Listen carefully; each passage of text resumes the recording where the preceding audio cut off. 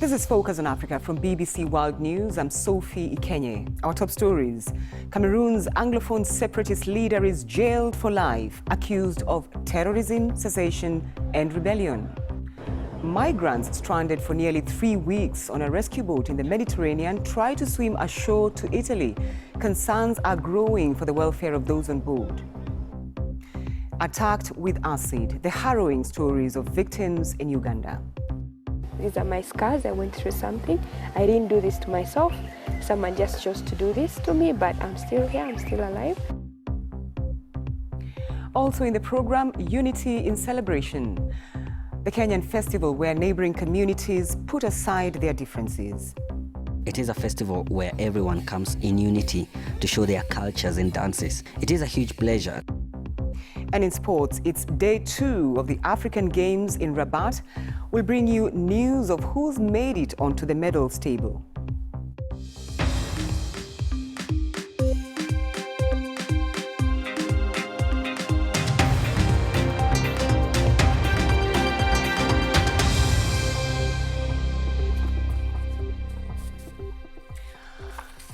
Thanks for joining us on Focus on Africa from BBC World News. The leader of the Anglophone separatist movement in Cameroon has been sentenced to life in prison by a military court.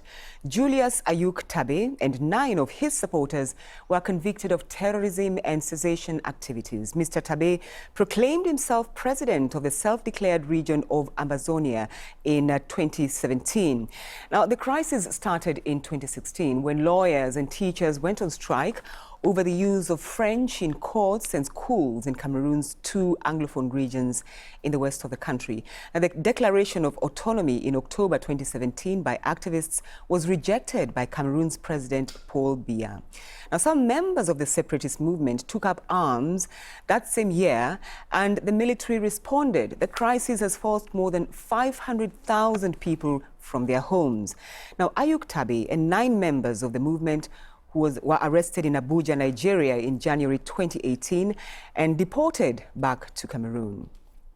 Well, let's bring in Are Bate, Cameroonian journalist and political blogger. Thanks for taking time to talk to us on Focus on Africa. I'm happy to be here, Sophie. So they were arrested in Nigeria. How did they end up there? Actually, at the start of the crisis, maybe when the outlawed Anglophone Civil Society Consortium was banned, and then the President and Secretary General Agbobala and Fontemneba were arrested. So these leaders sought a way through which they could be able to still control the activities of the revolution out of the country, because it was only free outside, since they could have refuge outside. So that's where they found themselves in Nigeria, and they made Nigeria their permanent headquarters, maybe ruling from there. And there was quite a controversy over their deportation or extradition? It's been a controversy over their deportation because these are leaders who were seeking for asylum with the Nigerian government. And so there was that controversy, and for some time people wrote on social media they weren't sure that the Nigerian government was going to deliver them to the hands of the Cameroonians, but they did, which is the controversy behind their deportation. So how huge a blow is this life sentence of this leader and the 9 others?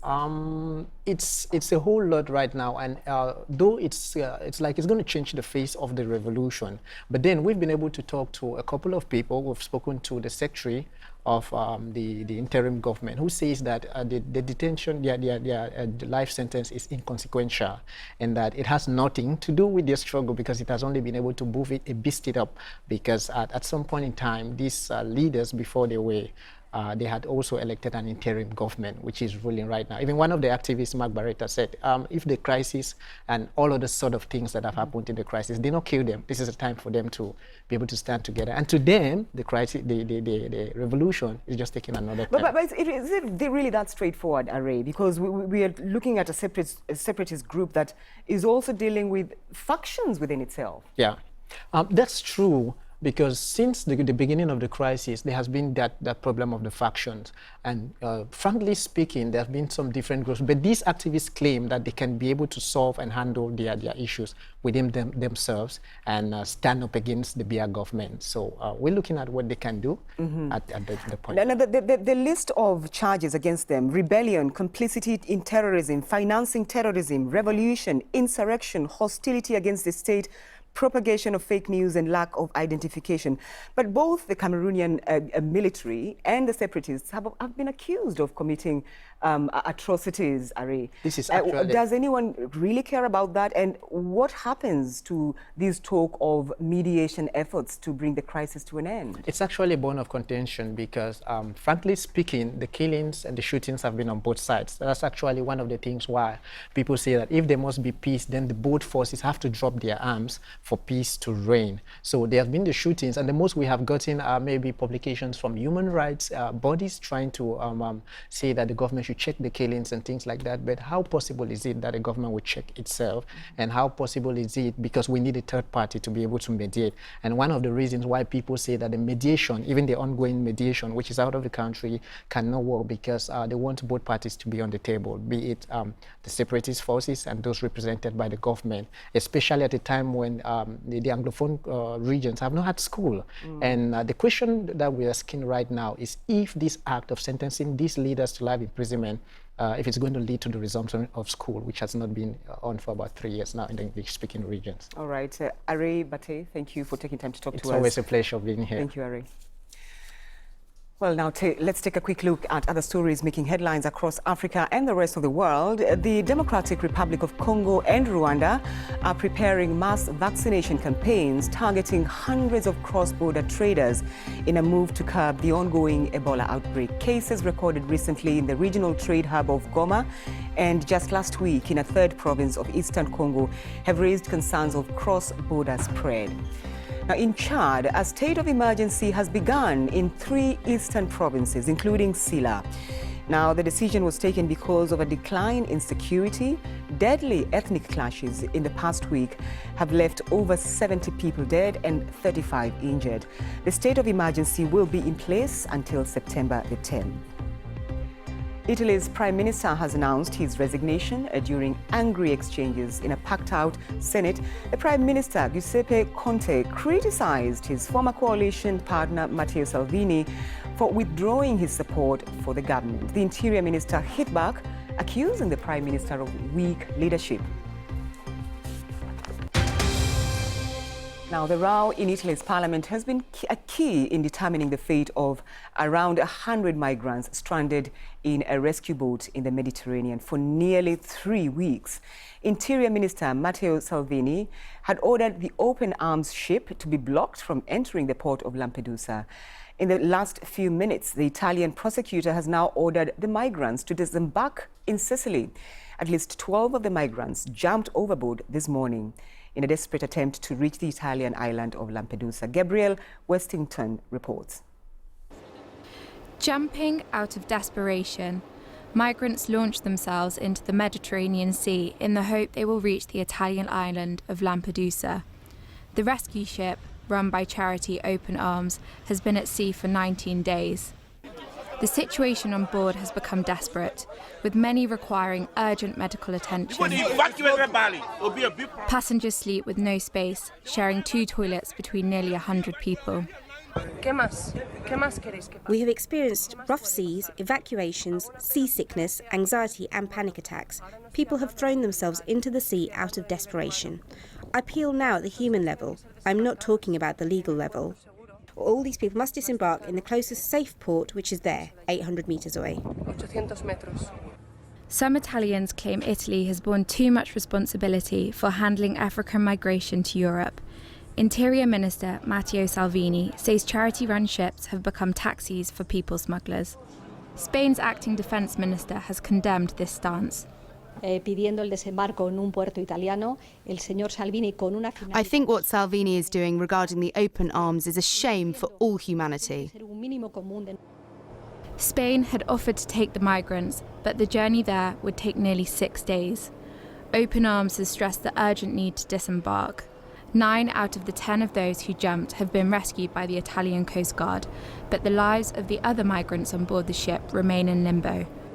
Gabrielle Westington, BBC News. It's a crime that's often unreported, but the scars always tell the story. Acid attacks are designed to leave their victims disfigured. Often, women like Flavia here are the targets. Land disputes, rejected marriage proposals, sexual advances, or other disagreements are some of the more common excuses given by attackers who are usually men. Accurate numbers are hard to verify, but survivors in Uganda are speaking out. This is Flavia's story. These are my scars. I went through something. I didn't do this to myself. Someone just chose to do this to me, but I'm still here, I'm still alive. Everywhere you see a scar right now was a fresh wound. I was coming from school. I was in my second year at the university, so I was doing evening lectures. I noticed a guy standing by our face. I didn't mind. I was like, okay, maybe it's just someone waiting for a taxi to get to their home. As I was walking towards the house, I heard footsteps behind me. So I turned around on my left side. When I did that, the person just threw acid in my face and ran off. The first minutes I could not tell what it was.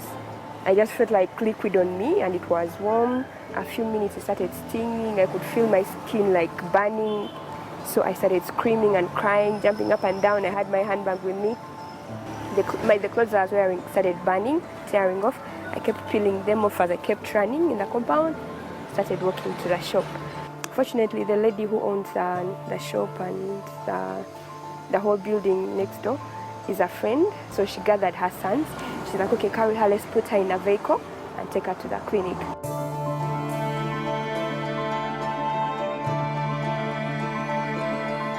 Acid is cheap in Uganda.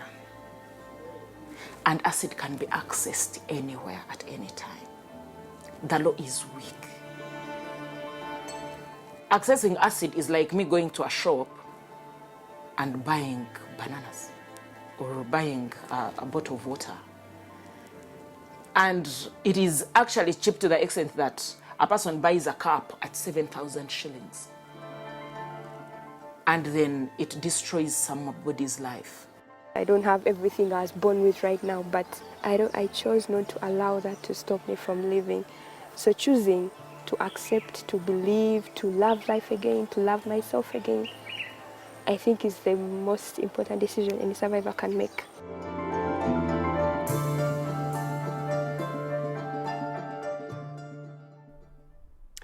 Let's get more on that with Kirungi Lynette from End Acid Violence in Uganda. She joins us from Kampala. Thanks for taking time to talk to us on Focus on Africa. You've been a campaigner against acid attacks, and we've had some of the reasons why this keeps happening. What have you been able to do about it? Thank you so much for hosting me. I'm Kirungi Lynette, an acid survivor. Briefly about my story, I was attacked in 2016 when I was still a student in Makerere University. I was attacked just near the main gate after refusing to accept my boyfriend's marriage proposal. I was taken to the hospital where I spent a full year. I had 6 surgeries, but that one didn't stop me from moving on. After surviving the acid attack incident, I went back to the university. Then I graduated in 2016 with a bachelor's degree in social sciences. But during that time in hospital, I realized that much what needed to be done. Most of these survivors were suffering because they had no one to talk to them. They had no one to air out their views. So I decided to act as a voice for the voiceless. And as an acid survivor, you know, in most cases, this is like a therapy whereby when you talk to your fellow acid attack survivor, the other person will believe in you than someone who has not gone through your experience. So I've moved that since 2016. We started an organization of acid attack survivors here in Uganda, which is called End Acid Violence Uganda, where we bring all the acid attack survivors in Uganda together to find ways on how we can move forward. Our authorities with you, briefly, our authorities with you, do they understand, and how seriously is this kind of attack taken in Uganda? The problem, this case of us, the attack cases are very serious because, for example, if you look at the 2018 report we had last year, we had over 36 cases, whereby the 22 were men, and around 8 were, 22 were women, around 8 were men, and the 6 were women. But if you look at the causes of these attacks, they cut across. First of all, we have those ones who were attacked because of marriage issues. political issues. We have land issues. Like of recent, we have the political case, like the case in Mbarara where the MOP, the Mbarara councillor was attacked because of trying to testify in Mbarara court over land issues. We also have children who have been involved in these attacks. So the case has gone high. This year we have so far registered 16 cases in Mulago Hospital. And we also have those survivors across the country who have not gone to hospitals and have also not reported these cases to police. So we cannot identify them because of the limited resources we have. All right, so a lot still needs to be done. Kirungi, Yes. Lynette, thank you for taking time to talk to us on Focus on Africa. Thank you. You're welcome. This is Focus on Africa from BBC World News. Still to come in sports, condemnation after French midfielder Paul Pogba suffers online racial abuse for missing a penalty in the English Premier League. I'm Sophie Ikenye and you're watching Focus on Africa from BBC World News.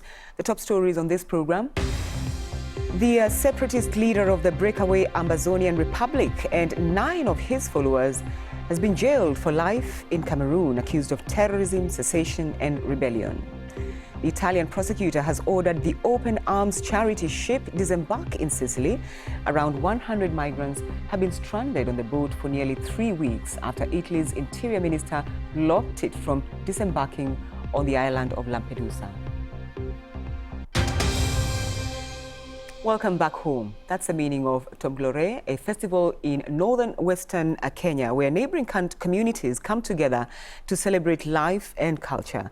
Ethnic groups, including the Turkana and Iteso from Kenya, Karamoja and Teso from Uganda, Toposa from South Sudan and Merile from Ethiopia, gather at the annual festival in Turkana. Now, the aim is to create a platform for leaders and their communities to integrate and socialize, as well as a much-needed boost for tourism. The BBC's Anne Okumu reports. Lake Turkana has been a gathering place for humans over 1 million years. Beneath the earth here lies secrets of human existence. There's a sense of belonging. This is perhaps why nationalities and tribes have gathered together not only to celebrate their cultures, but also how they came to be. We are participating on Tubong Lore Festival in Kenya. It is a festival where everyone comes in unity to show their cultures and dances. It is a huge pleasure to represent Ethiopia. Pastoralist communities known for their feuding and often bloody cattle rustling battles are represented. They include the Tuposa of South Sudan, Karamoja of northeastern Uganda, and Merile of Ethiopia. But at Turkana, they have a platform to celebrate their differences and similarities and to diffuse the long-standing tensions. Actually, what we wanted was to create peace among these people. I think we have gone a long way. If we continue with this, you will find people becoming homogeneous. The creativity exhibited through rich and diverse artifacts brings about the cultural belonging and identity of individual cultures. Visitors and locals alike are getting the taste of the rich and beautiful culture and tradition like this meat feast. This is the cricket area where men converge and sit according to their age sets to feast on the bull and the goats that have already been slaughtered. And today the village elder has decided that the young ones, who are also known as the leopards, will feast on the bull, while the older ones, known as the stone, will feast on the goats. The hats we are wearing have different colors. The one with black and white ostrich feathers are worn by the older men. The brown and white ones are worn by the young ones. But the region is a hostile desert environment. This year, so bad were the conditions that the Turkana celebration was delayed for several months because the county authorities were dealing with the drought that had left close to 1 million local residents starving. Now, the festival, which brings much-needed tourism and trade, is taking place and providing a much-needed boost for the local economy and so helps providing solutions for perennial food shortages. For the residents, this celebration gives them hope for a peaceful and prosperous relation as they foster development while upholding their culture and traditions. Anne Okumu, BBC News, Turkana. You're watching BBC Focus on Africa. Let's find out what's happening in the world of sports, Peter. Many thanks, Sophie. And it's officially day 2 at the African Games in Morocco today. Already medals have been won in judo and beach volleyball, as our man there, Ferdinand Omondi, now reports. We are here on the sandy beaches of Saleh here in Morocco. This is the venue for the beach volleyball. Right now is the women's finals taking place behind me. Kenya against Egypt. Kenya hoping to bag its first gold medal and with it a ticket to the Olympic finals in Tokyo in 2020. However, they're against an Egyptian side which have already proved to be very formidable in this tournament. Egypt already topping the medal standings with 4 gold medals, 8 in total. They are followed closely by Morocco, Algeria, Tunisia and Gabon in that order, who have 2 gold medals each. However, it is the gold medals which count.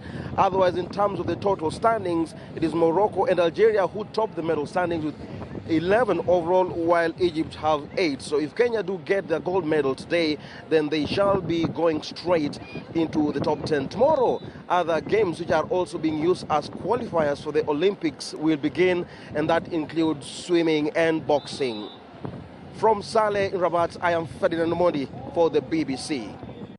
And Egypt did win that beach volleyball game. Football now, and the transfer window may be closed here in England, but elsewhere across Europe, deals are still being done.